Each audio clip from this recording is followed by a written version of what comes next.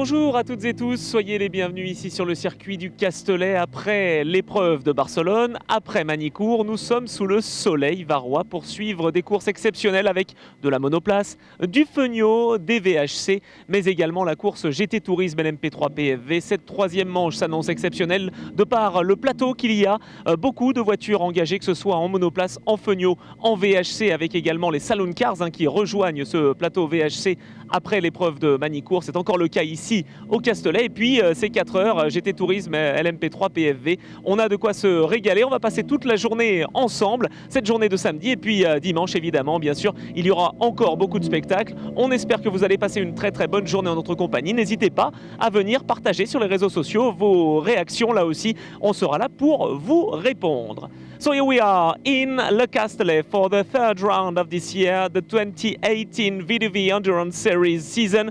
It will be a great day of action with the Feugnot, the single-seaters, the VHC, the old cars really on it on this track. And we have as well the GT Tourism LMP3 PFV, the qualifying today, race tomorrow. It will be a great day of competition. So stay tuned and be here on Facebook or YouTube to share your passion with us with the hashtag VDV, and of course on our Facebook channel. So really we try to improve our coverage all the time, and it's the third round of this 2018 season, so we hope that you'll have a great day of competition.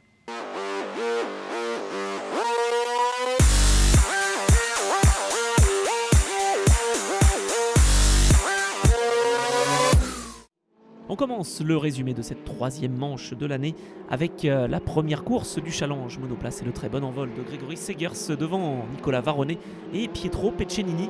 Derrière, Christophe Girardot est pris en sandwich par 2 de ses adversaires et va devoir malheureusement abandonner. Rapidement, Nicolas Varronnet, nouveau pensionnaire TS Corset, attaque et s'empare de la tête de l'épreuve face au jeune Grégory Segers. Troisième position pour Nicolas Melin, alors que derrière la bataille fait rage avec le retour d'Edouard Dionasson sur la voiture de l'Inter Europol Competition. Abandon malheureusement pour Thierry Aymar qui est venu lui aussi percuter Christophe Girardot en début de course. La bataille entre les gentlemen Le Breton et Peccenini fait rage. Derrière également avec Thierry Malhomme qui s'empare d'une position supplémentaire à la chicane face à Sébastien Génigro.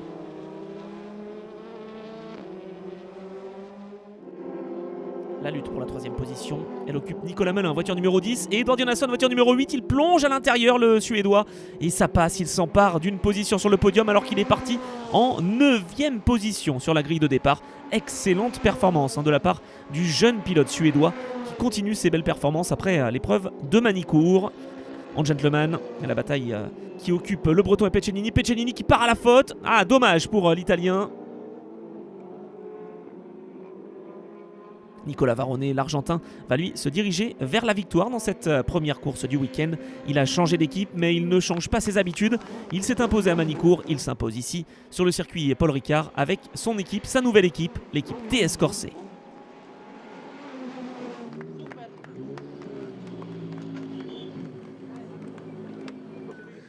Et sur le podium, Nicolas Varronnet peut célébrer juste devant le Français Grégory Segers et le Suédois Edouard Dionasson. En catégorie gentleman, c'est bien Nicolas Melin qui s'impose devant Le Breton et Peccenini.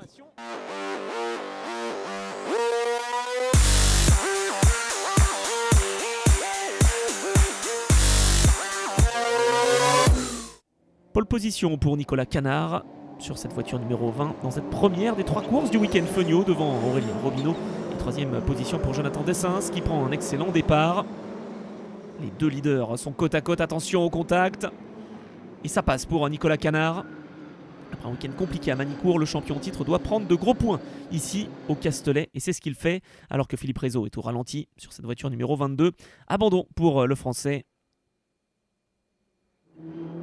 Et la bataille pour la 3e position, elle occupe les 2 équipiers de la GR Bleu Mercure, Jonathan Dessens, Éric Tessier.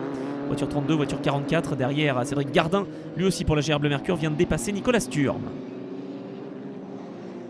La bataille pour la première position, elle nous occupe, elle nous intéresse entre Nicolas Canard et Aurélien Robineau. À l'intérieur, Robineau qui va certainement prendre l'avantage. Oui, c'est fait sur le champion en titre. Quel dépassement de la part d'Aurélien Robineau qui n'a jamais encore réussi à s'imposer avec ses SP05. La bataille pour la 3e place avec de Sens devant Tessier et Gardin qui est revenu. Patrick Seyé, lui, a été victime d'un problème avec le boîtier papillon qui gère le mélange air-essence. Et c'est l'abandon pour le pilote AGR Bleu Mercure. La bataille pour la première place qui continue entre Canard et Robineau. Robineau à l'intérieur sur la voiture numéro 84. À l'extérieur, Nicolas Canard qui va s'emparer de la première position. Oui, ça passe pour Nicolas Canard. Attention derrière. Ouh, je ne sais pas s'il n'y a pas eu contact là entre Aurélien Robineau et Nicolas Canard, mais en tout cas il est repassé. Aurélien Robineau, et il devrait pouvoir s'emparer de la première position. Tête à queue pour Olivier Gauclair pendant ce temps-là. Et derrière, attention, Nicolas Canard qui est en difficulté. C'est Jonathan De Sens qui vient de le déborder. Et maintenant c'est au tour de Cédric Gardin également de faire de la même chose. Petit problème là au niveau de la rotule, hein, certainement. La rotule, la fixation de deux roues pour Nicolas Canard, alors que dans le tout dernier tour, les deux équipiers qui sont quasiment entrés en collision, Cédric Gardin et Jonathan De Sens. Et c'est la victoire pour Aurélien Robineau devant Cédric Gardin et Éric Tessier, triplé AGR Bleu Mercure. On est content bien évidemment dans l'équipe française. Les trois pilotes sont sur le podium avec le plus beau cadeau que pouvait faire Aurélien Robineau à son équipe. Eh bien c'est la victoire. Olivier Hochet s'impose en catégorie B devant Franck Lefebvre et Cyril Léger.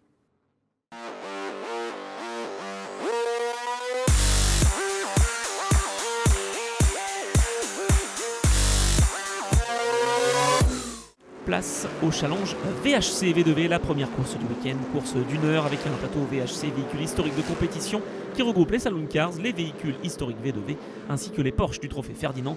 Une heure de course au programme, la pole position était signée par la Lucchini de la famille d'Arocha devant la BMW d'Alain de Rogna en saloon car et Patrick Delannoy en GT partait en première position, mais derrière justement la bagarre en GT, elle était très intéressante entre Emmanuel Brigand, voiture numéro 91, et également la voiture numéro 5 de Bernard Moreau. On a également une belle remontée de la part de la voiture numéro 16.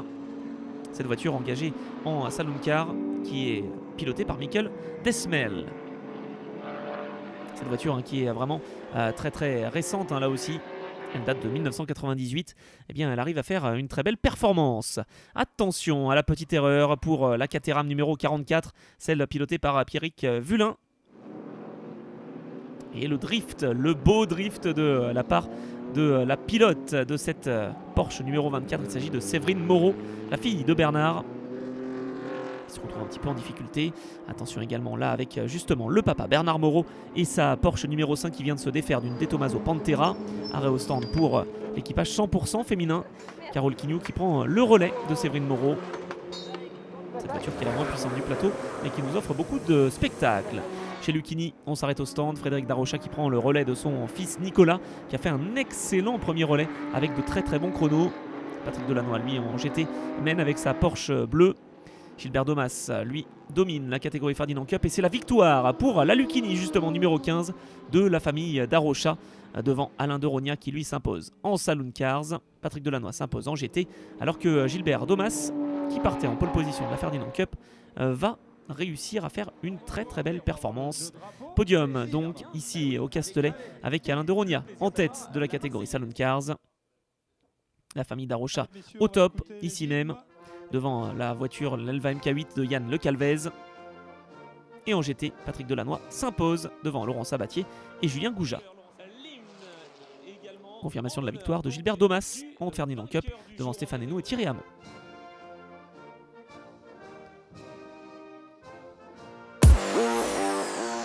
La pole position a été signée par Aurélien Robineau dans cette deuxième course Fenio. Mais attention au mauvais départ de Cédric Gardin qui avait pourtant terminé sur le podium de la première course. Très bon envol de la part d'Aurélien Robineau devant les deux voitures de la GR Bleu Mercure. Une équipe qui est vraiment très très bien encadrée. Mais le HMC Racing également se défend bien alors que derrière il y a un tête à queue. Attention à un pilote qui est parti en travers. Mais Nicolas Canard qui revient pour le compte du HMC Racing. Il est en deuxième position. Derrière, Jonathan De Sens connaît un problème. Crevaison à l'arrière gauche. Quel week-end catastrophe pour Jonathan De Sens. Attention à Patrick Seyé qui se rate un petit peu ici. Voilà, il résiste face à Nicolas Sturm. Quel affrontement entre les deux hommes. Et superbe bagarre. Ça va passer pour Patrick Seyé. Alors que derrière, attention, Marc Vanier qui se fait percuter par un de ses adversaires, Emmanuel Lyon, sur la voiture de la GR Bleu Mercure. Et Marc Vanier qui va devoir renoncer. La bataille Elle fait rage également pour la première position, encore et toujours, avec Aurélien Robineau face à Nicolas Canard. Est-ce que ça va passer pour Nicolas Canard avec sa voiture numéro 20? Le champion en titre qui va réussir à faire une super manœuvre au premier virage. Quel mano à mano, quel chassé croisé là aussi sur cette piste. Aurélien Robineau qui ne se démonte pas et qui va tenter de reprendre l'avantage à l'intérieur sur Nicolas Canard. Ça repasse pour le pilote AGR Bleu Mercure. Un duel qui n'est pas terminé avec Nicolas Canard qui va tenter de reprendre l'avantage dans cette longue ligne droite juste avant d'arriver à la chicane. Et Nicolas Canard qui prend l'intérieur et qui va pouvoir repasser. Mais attention avec la contre-attaque pour Aurélien Robineau. Et Aurélien Robineau qui va finalement dépasser son adversaire et s'imposer une deuxième fois ce week-end. Deuxième victoire en 2 courses pour Aurélien Robineau. Quelle joie dans le clan AGR Bleu Mercure. Sur le podium, il est heureux. Aurélien Robineau, il avait eu un week-end de Manicourt difficile, mais là, il est sur la plus haute marche du podium pour la deuxième fois de ce week-end. En catégorie B, c'est Cyril Barbet qui s'impose et qui prend donc les points de la victoire. Applaudissements. Allez, tout le monde sur la... Le dimanche matin, on prend les mêmes et on recommence avec la pole position en monoplace de Nicolas Varronnet devant Grégory Segers. Mais l'Argentin va se louper au départ et laisse Segers prendre les commandes de l'épreuve devant Peccenini. 3e position pour Varronnet qui va attaquer fort, qui va essayer de revenir et de dépasser son équipier Pietro Peccenini. Il va réussir à y parvenir. Derrière également Michel Piroir qui se défait de Le Breton à la chicane. Bel affrontement entre les gentlemen. Bel affrontement également en tête avec Varronnet qui va reprendre la tête face à Grégory Segers. Il n'a pas mis longtemps à revenir et il s'empare de la première position. Attention derrière avec Vincent Ionia face à Pietro Peccenini. C'est la bagarre dans le clan des gentlemen. Vincent Ionia qui avait été contraint à l'abandon durant la première course se rattrape parfaitement dans cette seconde course du week-end. Attention également encore à la remontée d'Edward Jonasson. Parti quasiment dernier. Il remonte et vient de déborder Pietro Peccenini. Une remontée fantastique de la part du pilote suédois. Attention, blocage de roue pour Michel Piroir. Blocage de roue et crevaison. Abandon pour Michel Piroir. Dommage pour le français. Alors qu'Edward Jonasson va dépasser Vincent Ionia. Très fair play, hein, Vincent Ionia qui va quand même essayer de recroiser. Mais ça ne va certainement pas suffire pour contrebalancer et contrecarrer les attaques d'Edward Jonasson. Les 2 voitures qui sont côte à côte dans la ligne droite. Jonasson qui ne se démonte pas et qui va prendre l'avantage sur Vincent Ionia.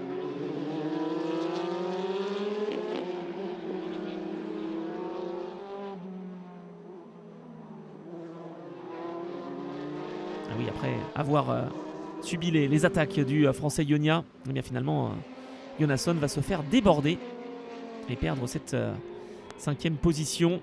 Mais devant, c'est bien la victoire pour Nicolas Varronnet, doublé en terre française pour l'équipe italienne. Et le pilote argentin devant Grégory Segers et Nicolas Melin en 3e position. La joie bien évidemment pour Nicolas Varronnet qui s'impose donc et qui effectue un week-end entièrement parfait ici même au Castellet. 2 victoires également en gentleman pour Nicolas Melin qui l'emporte devant Vincent Ionia et Pietro Peccenini. Nouvelle pole position pour la Lucchini numéro 15 en trophée VHC V2V devant la BMW d'Alain de Rogna. Une ligne 100% moteur BMW puisque cette Lucchini est animée d'un moteur allemand. Alors que derrière, attention à Michael Desmels qui effectue une belle remontée encore une fois. Il se défait de l'Elva MK8 de Yann Le Calvez alors que derrière le tête à queue pour la Chevrolet Corvette de Pascal Rajon. Il nous fait le spectacle, le français. Il n'en était pas forcément ravi de ce tête à queue. Attention également au dépassement dans le peloton. Thierry Lortal sur cette voiture numéro 36 face à la belle Porsche rouge. La Porsche qui va reprendre l'avantage. Et attention derrière avec le contact entre Bernard Moreau et Yann Le Calvez. 2 hommes qui se sont notamment illustrés dans le championnat V2V VHC. 2 anciens champions de la discipline. Vincent Drouillot sur son Alpha numéro 32 a réussi à faire une belle performance en Salon Cars. Mais le vainqueur de cette catégorie est bien Alain de Rogna avec sa BMW numéro 64. Il s'impose donc dans sa catégorie puisque après une demi-heure de course, les Salon Cars doivent rentrer dans la voie des stands. 2e position pour Michael Desmel et 3e place pour Vincent Drouillot.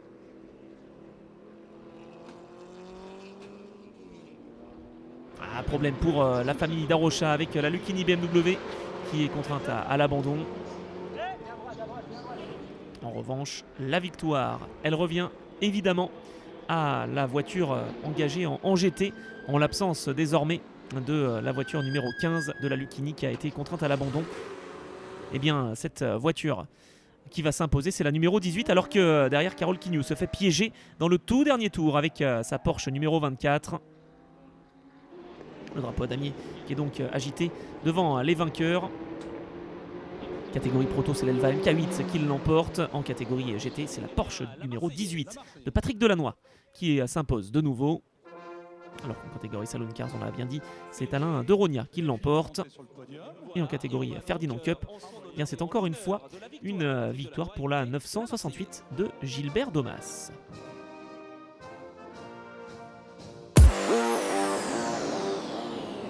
Troisième et dernière course, Feugnot sur le circuit du Castellet avec une nouvelle pole position pour Aurélien Robineau, déjà vainqueur à 2 reprises ce week-end.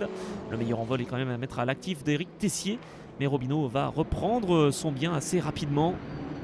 Derrière, tout se passe sans encombre au premier virage. Robineau qui va donc reprendre la première position face à Éric Tessier à la chicane. Va-t-il pouvoir faire le hat-trick? Le pilote de la voiture numéro 84, eh bien c'est tout le mal que l'on lui souhaite évidemment.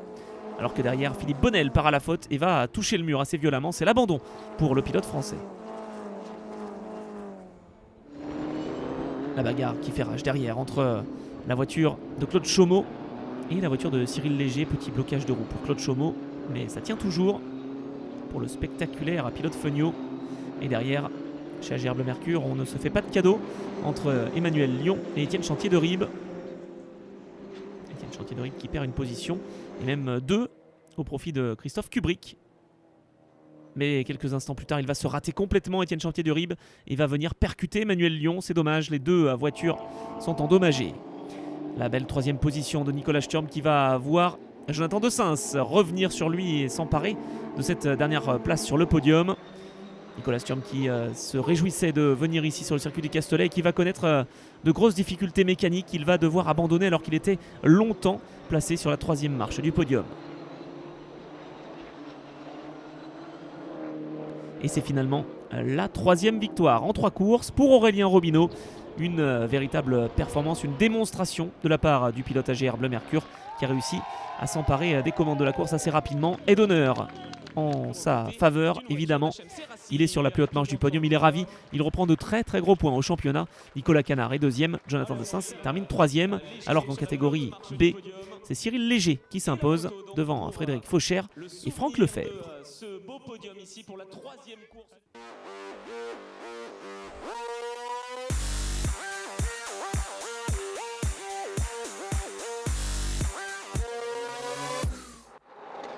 Le départ de la course d'endurance de 4 heures GT Tourisme LMP3 PFV avec la pole position qui est revenue à la norme M30 numéro 30 de l'équipe CD Sport aux côtés des vainqueurs en titre à Manicourt, l'équipe Wimmerwerk Motorsport avec la voiture numéro 26 qui s'empare tout de suite de la première position avec cette Ligier JSP3. Derrière on a l'équipe Inter-Europol Compétition qui est également très bien placée. Attention au blocage de roue dans le peloton. Épreuve qui a débuté assez rapidement. On rappelle qu'il y a 20 LMP3 engagés, 5 PFV et plusieurs voitures en GT également avec l'affrontement entre la Ferrari numéro 1 et la Lamborghini numéro 46. Les 5 premières voitures qui sont vraiment dans un mouchoir de poche dans cette catégorie LMP3 très disputée, et on le voit justement avec l'équipe Cool Racing by GPC qui vient de s'emparer de la première position. Le jeune Varois Marvin Klein qui s'est emparé des commandes au détriment de la voiture numéro 26. Derrière, attention à l'attaque de la voiture du Graf sur le team virage. La voiture du Graf qui a été retardée en début de course après un léger contact et qui se retrouve donc à faire une course d'attaque. Le retour également de la voiture numéro 99 de l'équipe N-Race. Et deuxième petit souci pour la voiture numéro 39 avec donc un accrochage et le safety car qui est entré en piste pour évacuer les débris.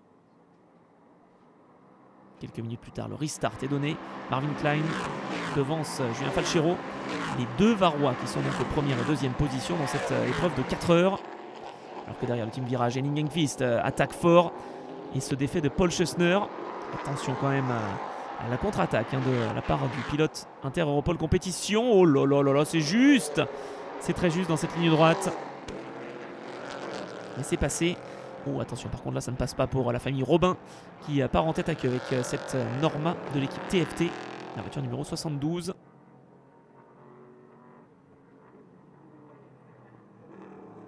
Beau dépassement encore une fois de Ningenqvist face à la voiture qui est leader en catégorie PFV, Max Mugelli. Affrontement sur la piste entre la voiture du Monza Garage et l'autre voiture TFT. Oh là là, c'est dommage. Quelle mauvaise compréhension entre les deux voitures. Et c'est l'abandon pour la Norma numéro 9 de l'équipe TFT, décidément peu verni en ce début de saison. Le safety car a fait brièvement son entrée en piste. Le safety car qui a fait brièvement son entrée en piste alors que c'est reparti. Et la numéro 21 se défait de la Ligier de chez N-Race. Petit tête à queue pour la voiture numéro 96 de l'équipe Chariol. Tête à queue sans conséquence. Attention également à l'affrontement entre la voiture numéro 26, orange, blanche et bleue, et la voiture jaune et verte de l'équipe Inter-Europol Compétition. On a donc vraiment une belle lutte entre les champions 2016 de la catégorie, l'équipe Inter-Europol Compétition, et puis les derniers vainqueurs en titre. Petite incompréhension là ici entre la voiture numéro 19 et la voiture numéro 21 de l'équipe DB Autosport, alors que derrière la filière Frédéric Sausset qui met en scène 3 pilotes handicapés se fait piéger. Nigel Bailly s'est fait piéger au virage du pont. Ce ne sera pas le seul à se faire piéger. Jean-Yves Périssel notamment pour éviter la voiture numéro 7 de l'équipe Palmyre qui part en tête à queue. Il s'en sort extrêmement bien. Et attention avec notamment l'attaque peut-être un petit peu trop complexe d'Alexandre Coigny. Il va se faire piéger. Pour l'équipe Monza Garage avec la voiture numéro 69.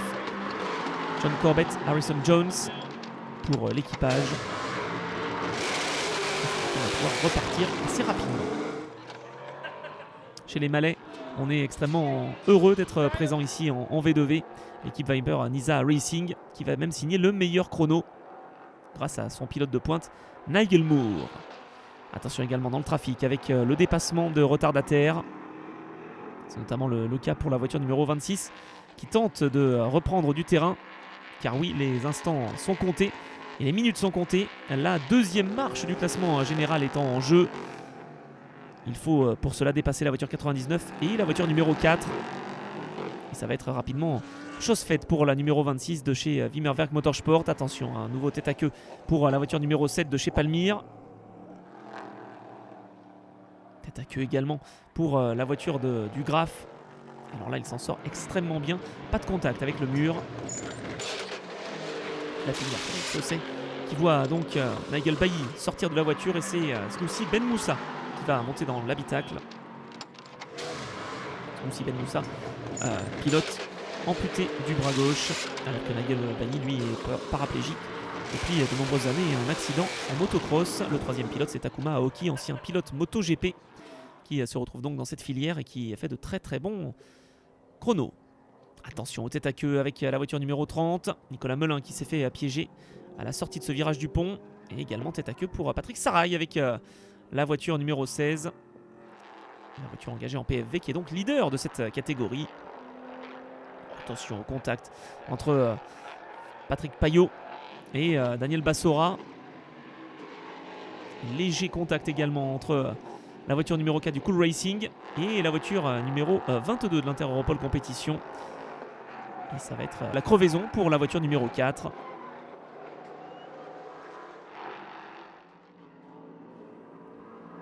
Alors que pour la voiture numéro 22, tout roule. Ils sont leaders, Pontus Fredriksson, Jakub Smikowski. Et ils auront été véritablement dominateurs dans cette épreuve. Ils vont décrocher la victoire à l'issue de cette épreuve de 4 heures. Les 4 heures GT Tourisme LMP3 PFV ici même sur le circuit Paul Ricard. Victoire pour l'équipe polonaise. Après 2016, ils réitèrent leur performance. Deuxième position pour la voiture numéro 26. Et troisième place pour la Norma numéro 72 qui finalement aura tenu et résisté face à la Norma numéro 30 de chez CD Sport. En catégorie LMP3 et au général, victoire donc pour l'équipe Inter-Europol Compétition. En catégorie GT, victoire pour l'équipe Visium. Jean-Bernard Bouvet a terminé le travail chez Visium. Et donc sur le podium, les pilotes sont ravis avec Smikowski, Fredriksson qui vont donc compléter leur avance au classement général grâce à cette victoire en catégorie PFV. Nouvelle victoire pour Sarai et Mugelli. En GT, succès pour la Ferrari numéro 1, alors qu'en prestige, ce sera la victoire pour l'équipe Graf, la numéro 77, troisième position dans cette catégorie pour la filière Frédéric Sausset, il faut le souligner. L'épreuve du Paul Ricard touche à sa fin, merci de l'avoir suivi en notre compagnie. Prochain rendez-vous fin juin pour le meeting de Dijon, quatrième manche de la saison 2018 des V2V Endurance Series.